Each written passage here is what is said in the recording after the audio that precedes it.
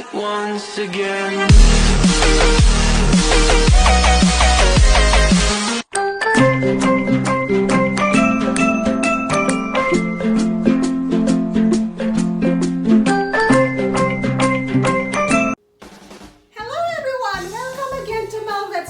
Today I will show you a very special chicken recipe from Sister Lumen Flores. Thank you so much for your support to Know That's Table. And of course, if you are new in my channel, please don't forget to click on the subscribe button and the notification bell para lagi kayong updated every time I post a video in my channel. Alright guys, here are the ingredients.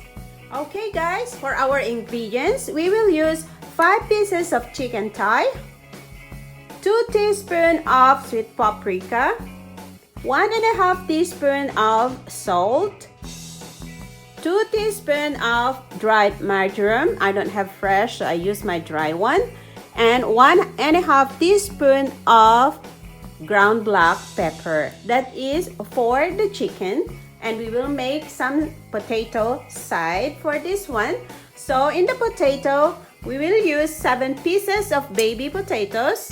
We will use 1.5 teaspoon of salt and 1.5 teaspoon of black ground pepper. And also, we will use some rosemary and olive oil. Alright guys, let's start cooking.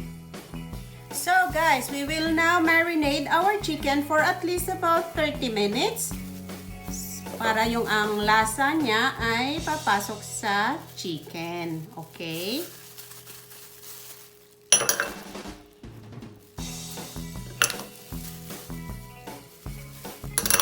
We can use a little bit of rosemary too, right? You can just put in here. This is a really good herbs as well for the chicken. So I'll just put some in my chicken. There you go. And ganito lang natin guys para yung lasa ng ating inilagay na spices ay pumasok sa ating chicken. Alright?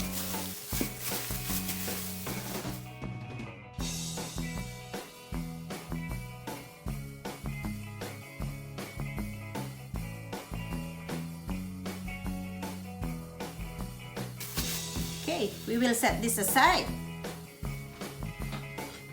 Alright, for our baby potatoes, we don't need to peel them because it's still a baby potato. So I will slice them like this. Okay. And I will set this aside on the bowl.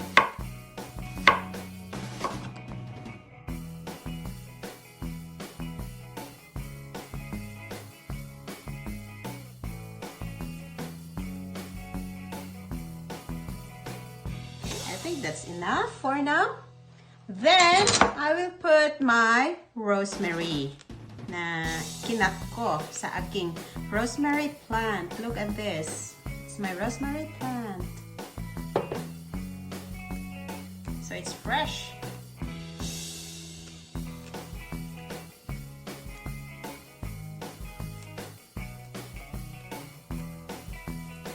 There. And we will put the salt, ground black pepper, and olive oil.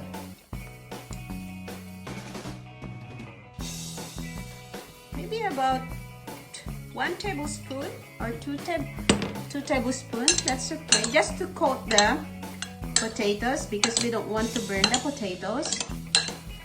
So just mix it.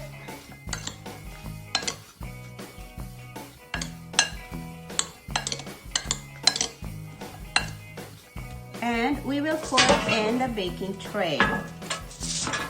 Just spread out like this. So make sure guys na hindi sila magdikit-dikit para masarap mamaya yung maganda yung pagkakaluto niya. Okay. There you go. And nag-init ako ng oven. Lalagay natin ito guys sa oven.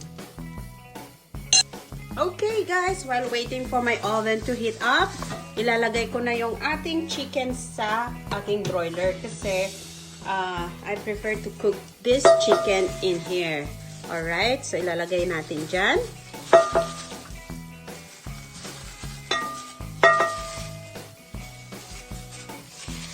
There you go.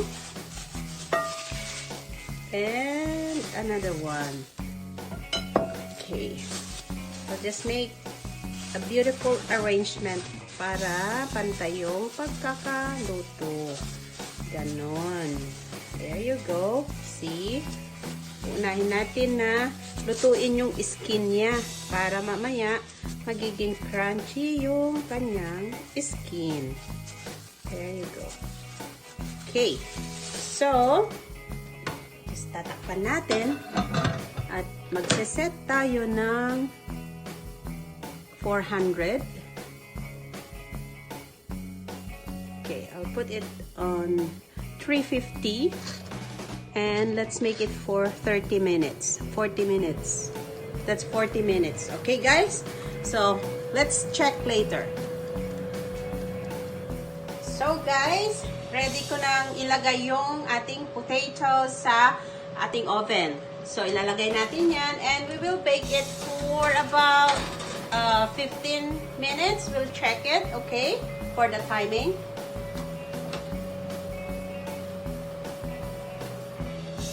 So guys, after 20 minutes, ibabaliktad natin para hindi masusunog at maluluto rin yung kabila. Look at this one. It's so yum.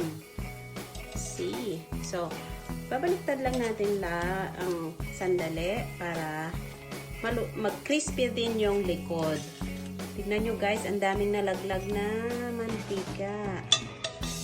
We don't need those oil inside our bodies, right? Okay, so let's continue cooking it for about, again, 15 to 20 minutes maybe. Alright guys, luto na yung ating chicken. Super yummy chicken. Look at this one. And at the same time, our potatoes. Look at that. Okay, ilalagay ko na to sa plating.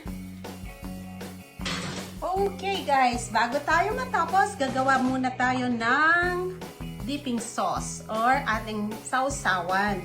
Meron ako dito 1 tablespoon of finely chopped white onion and 1 clove of garlic, chopped too, and 1 piece of hot chili, half teaspoon of ground black pepper, and 1/2 of big lemon juice.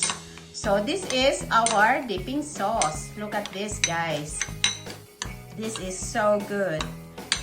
Alright. Now, I'll show you what I did.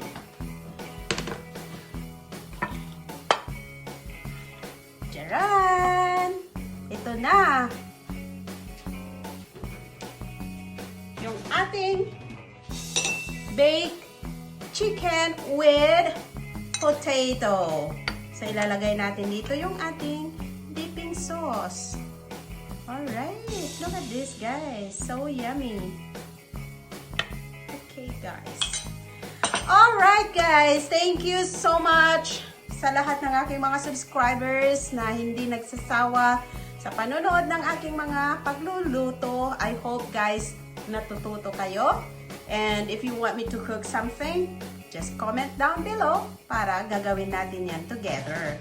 Alright, thank you all and hanggang sa muli.